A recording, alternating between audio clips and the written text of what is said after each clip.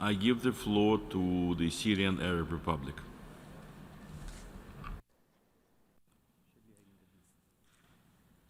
شكرا السيد الرئيس. يعبر Thank you, Mr. President. My delegation, at the very outset, should like to express its deep thanks and appreciation to the distinguished representatives of the Islamic Republic of Iran, Afghanistan, I apologize, for the very balanced, transparent process that led to a very large extent to the drafting of the draft resolution before us today, A/73/L88. My country, Syria, will join the consensus on this draft resolution. We participated in the negotiations and consultations on the draft resolution in the utmost positive, effective spirit. We wanted a resolution that, to the largest possible extent, achieved the noble objectives of promoting international cooperation to assist the victims of terrorism. Naturally, reaching such important objectives very often comes face to face with obstacles, political considerations that may be related to interests of states or regional and geographic groups. In this regard, my delegation would like to explain our firm position concerning the United Nations Center Against Terrorism.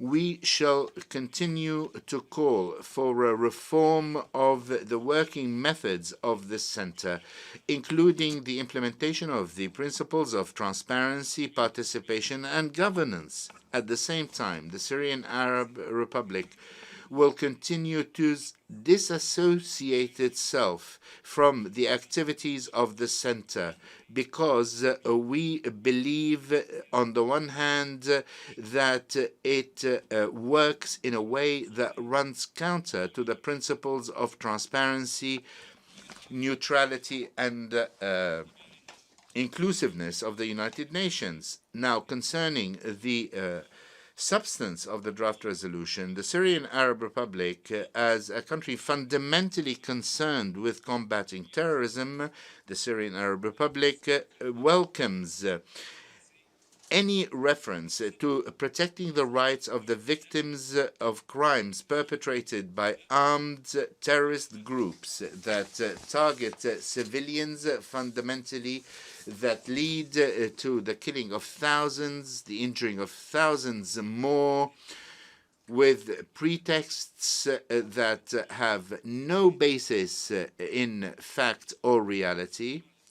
Acts that also target public and private property infrastructure that lead to the displacement of millions and that threaten the stability of states and societies, as well as the security of their citizens. On a parallel track, my delegation stresses that the issue of persecuting, ensuring accountability for the perpetrators of terrorist acts and crimes must be in a national framework that respects national ownership and specificities, as well as the laws and constitutions and states through national juridical and legal institutions. On this base, the Syrian Arab Republic welcomes the references in the draft resolution in that direction. We also stress that sharing information and expertise among member states must be based on the principle of mutual respect of national sovereignty on the one hand, As for providing technical assistance by the United Nations to member states, that one must be based on request by the governments of those states. On the other, the Syrian Arab Republic, Mr. President, in its war against terrorism, against ISIS, Al-Qaeda, Jabhat al-Nusra, and other terrorist groups, has lost tens of thousands of its sons and daughters. The Syrian people have suffered unprecedented pain because of terrorism, in addition to horrific economic losses that no state in the world can bear alone. Nevertheless, my country to date has obtained or received no technical or concrete financial support from the United Nations in combating terrorism. Indeed, it is a subject of an unprecedented economic siege imposed by the governments of states that have either participated in financing such terrorism or turned a blind eye to it or to its supporters and financiers. We still believe that there are many international responsibilities vis-à-vis the victims of terrorism in Syria, Afghanistan, Iraq, and Libya, and any other part of the world that is suffering from terrorism. These are responsibilities that should be borne by the member states and the United Nations in a collective manner.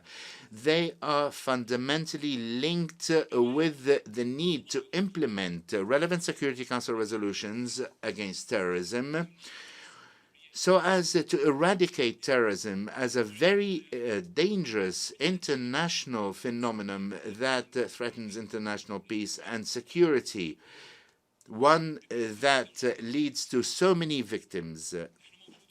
We are now before the responsibility to compensate and rehabilitate those victims.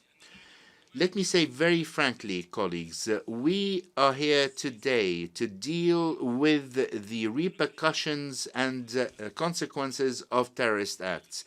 We are here today because some governments did not commit to combating terrorism in an unpoliticized manner, without double standards, states that did not respect Security Council resolutions adopted under Chapter 7 that prohibit and criminalize the financing, arming, support of armed terrorist groups. Indeed, they have breached those resolutions and have participated directly in the spread of the phenomenon of foreign terrorist fighters.